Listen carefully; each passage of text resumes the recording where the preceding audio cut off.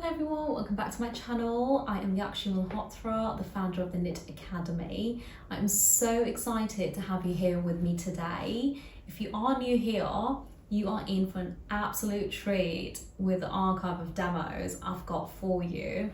So I've got over 200 tutorials, yes, that's right, 200 tutorials up on my website called the Knit Academy if you are looking to learn the more technical aspects of knitwear. So we add demos every single month on there to help you out with learning more about knit, and the information I've got up there is not available anywhere. So we've got pattern cutting, we've got technical packs, we've got linking, we've got a whole archive of swatches to help you get started on your journey. So we've got a lot of beginners guides as well. So make sure that you go check it out. And finally, make sure you subscribe to this channel and show your support. Other than that, enjoy knitting. Hello everyone, welcome back to my channel. I'm so excited to have you here with me today. Today we've got something really exciting. So we're going to be working with a long stitch length. So I just call it elongated stitch. Now, I've done so many variations for this technique already on YouTube, but today we are going to be learning how to incorporate more than just a single colour within the same row of knit. Now, I have used only a couple of colours, but I've actually striped with it, but you can actually use as many colours as you want, and it just looks so effective and is so simple to work with. So I have no doubt that you are going to love this technique and enjoy it.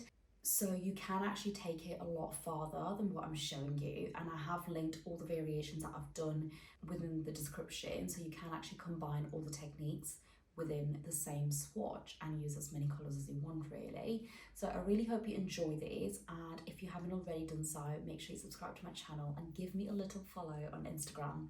Happy knitting! So I've started off by casting out a few needles and knitting a few rows, and for this demo I will be using 3 yarns. The first yarn is to knit with, so that's the one that's threaded through my feeder and it's in my carriage. The other 2 yarns I'm going to be using for the long stitch length, and they are on the floor, okay, so you don't actually need to thread them up. Now you can pick whatever yarns you'd like to work with for all 3, but I'm using the mercerized cotton in 4-ply and it's currently on quality 5. And the other 2 yarns for the long stitch length, I'm going to be using a cotton tape, which is also mercerized cotton. And the other one I'll be using is a soft cotton, and that's also 4-ply, but I'll be using 2 ends. Now, the first thing you want to do is obviously cast on, knit a few rows, and we're going to go ahead and push all our needles forward. Make sure all of our latches are open. Push them slightly over to the back where the stitches are just behind the latch, okay? Now, if you push them back too far, the latches will close, and when you lay the yarn over, it will obviously drop the stitch because it's not got anything to pull it through. So make sure the latches are open. Now, the first yarn we are going to be using or working with is the tape yarn, okay? So all I'm doing is I'm just laying the yarn all across the needles that I've selected, like so, and I'm going to manually pull them to the back. Now, if you have followed my other elongated stitch tutorials, you should already know how to do this, and it's not different, okay, in the way I'm doing it, but the purpose of this demo is to show you how to add more colors within the same row. So I have linked the stitch tutorial in the description, so if you wanted to go check that out, do feel free to do so, and I've linked a few others I've also done in regards to variations. Okay, so now I've done the first stitch, as you can see. Now what I'm going to do is I'm going to skip the second needle, okay, and I leave the yarn as it is, so it's laying over the needle, and I'm going to hold or pull on this yarn, and I'm going to take the third stitch to the back. So I'm going to leave the 4th as it is, and I'm going to take the 5th over to the back. So that's 1, 2, 3, 4, 5. Yes, leaving the 6th as it is, and then taking the 7th over to the back. Now, what I found with this tape yarn is because it's a tape yarn, so the needle tends to go through the yarn. So I find it slightly easier to actually lay it individually. Okay, then I'll lay it on the next two, leave one and take the second to the back. And I do this all across the needle bed.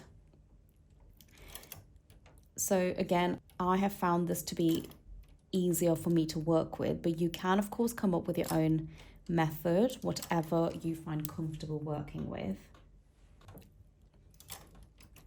And it looks like it takes a bit of time, but it really doesn't. I've just got a camera pointing right next to me, so it's a bit harder for me. But honestly, once you get the hang of it, it's actually fairly quick to do. Okay, so now I've done every other needle. That's the needle layout we're working with. Now what I'm going to do is I'm going to push forward those other needles that I've actually not done the stitch on, okay? And I'm going to push these slightly over to the back and make sure that all of your latches are open, and make sure that tape yarn is no longer laying in between the latch and the hook, okay? Because if it is, it will try and pull it through and we don't actually want that.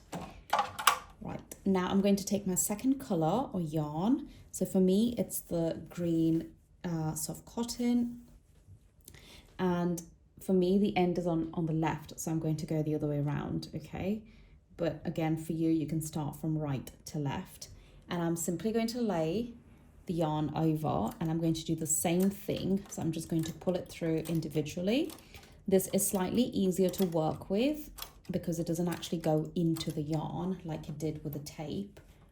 So I'm kind of laying it over all of the needles. But again, just work with whatever you find best for you.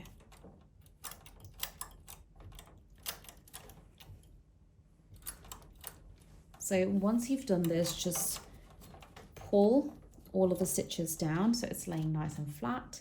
And now we can go ahead and make 2 rows. And you can see the lovely colourful effect on there. I really love this. I think it's so easy to do. Now, the other amazing thing about this technique is that you can actually add as many colours as you want. It doesn't have to be 2 colours or just a single colour. You can add, like I said, how many ever you want really. The concept is the same of doing it.